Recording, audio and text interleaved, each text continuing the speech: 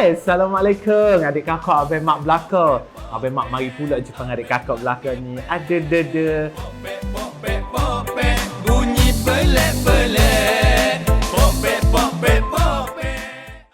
Untuk sampai ke tahap ini sebenarnya bukan mudah lah. Bukan mudah. Kalau orang Kelantan ni dia kata kering air mata adalah. Dok, kita melalui liku-liku perjalanan yang bukan senang. Mungkin hari ni orang tengok kita ni, oh senang. Oh, Abang Mak dah sampai satu tahap. Abang Mak dah berjaya.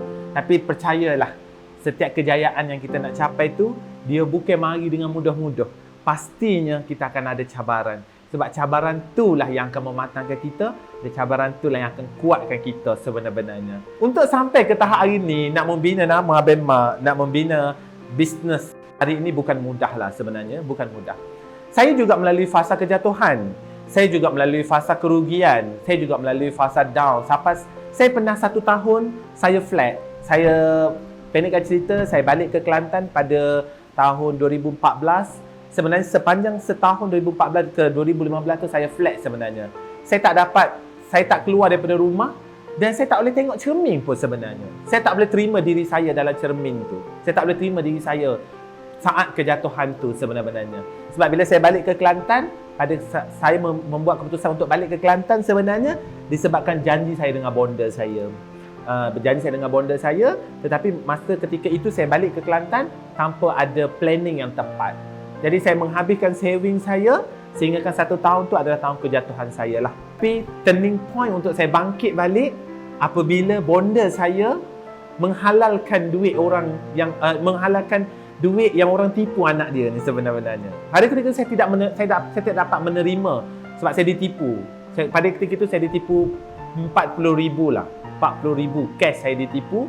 Jadi saya rasa saya tak boleh terima orang tipu duit saya tu. Maknanya saya tidak reda dengan orang tipu duit saya tu. Tapi turning point saya dapat bangkit balik apabila bonda saya mengetahui yang saya ditipu tu. Dia tahu depan mata saya, dia doa, dia angkat tangan, dia doa, dia kata, "Ya Allah, ya Tuhanku, sekiranya duit ni bukan duit anak aku, tak apalah, aku halalkan, tapi kau gantikanlah dengan rezeki yang lain." Sambil bonda saya menitikkan air mata. Inilah turning point saya yang saya ingat sampai hari ini dan dia menjadi kekuatan untuk saya terus bangkit walaupun selepas pada tu saya banyak lagi datang cabaran-cabaran, saya dah jadi okey, saya dah jadi reda dah. Jadi point juga saya nampak dekat sini bahawasanya betapa pentingnya kita reda dengan ketentuan ilahi tu dan kita bila kita ditipu tu macam kita niatlah kita bersedekah lah sebenarnya ya. Mungkin bukan rezeki kita, Tuhan nak ikut lain.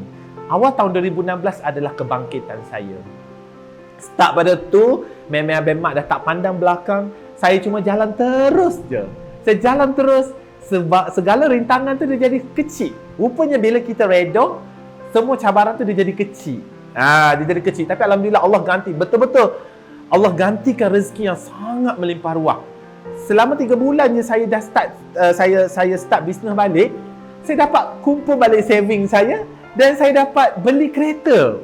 Saya dapat beli Hilux pada ketika itu. Dalam masa 3 bulan je, saya dapat beli Hilux sebutir. Bila dapat reda seorang ibu, bila kita juga reda dengan ketentuan ilahi, dan kita pasrah dengan orang yang tipu kita tu.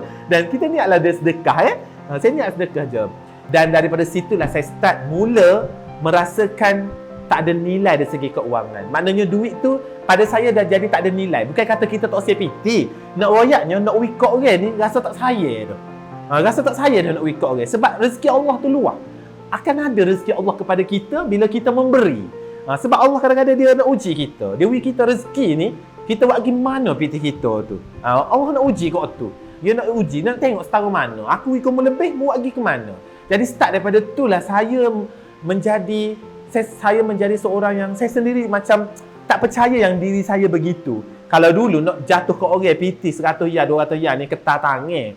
Tapi lo ni setakat nak uwi ke orang tu, orang kata nak uwi banyak mana pun kita tak rasa galak, kita tak rasa sayang dan kita tak rasa rugi pun. Malah kita dapat keajaiban, kita dapat miracle dengan datangnya rezeki yang berbeza-beza. Rezeki yang datang daripada kita tak sedar, daripada kita tak tahu, kita tak seko. Jadi inilah betapa besarnya kuasa memberi itu sebenarnya. Jadi adik kakak Abang Mak, di sini ada satu peluang untuk Abang Mak share lah kepada adik kakak Abang Mak. Kalau rasa nak guna ataupun nak buat, buatlah. Kalau tak say pun tak apa. Abang Mak ada satu program yang memberi peluang kepada adik kakak Abang Mak untuk sama-sama kita mengumpul saham pahala. Kita ada nak bina satu masjid. InsyaAllah di dalam perancangan kita nak bina satu masjid. Dan masjid ini Abang Mak nak memberi peluang kepada adik kakak Abang Mak untuk sama-sama menyumbang. Kita buat pahala di hujung jari. Tak boleh nak mari depan tak apa. Buat pahala di hujung jari untuk pembinaan masjid ni.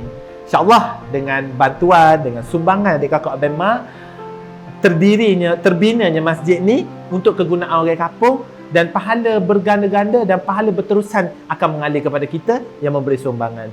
Tak boleh wih banyak, kita wih sikit. Tak boleh wih sikit, kita bantulah sharekan video ni. Jadi apa pun untuk detail, adik kakak Abang Mak boleh WhatsApp nombor admin Abang Mak. Mereka akan bagi tahulah bagaimana cara untuk adik kakak Abang Mak membuat sumbangan untuk pembinaan masjid ni. Jom sama-sama kita bina saham akhirat kita banyak-banyak bersama-sama dengan Abang Mak. InsyaAllah akan ada kebaikan yang kita buat ni, dan akan ada kelebihan daripada kebaikan yang kita buat ni, InsyaAllah.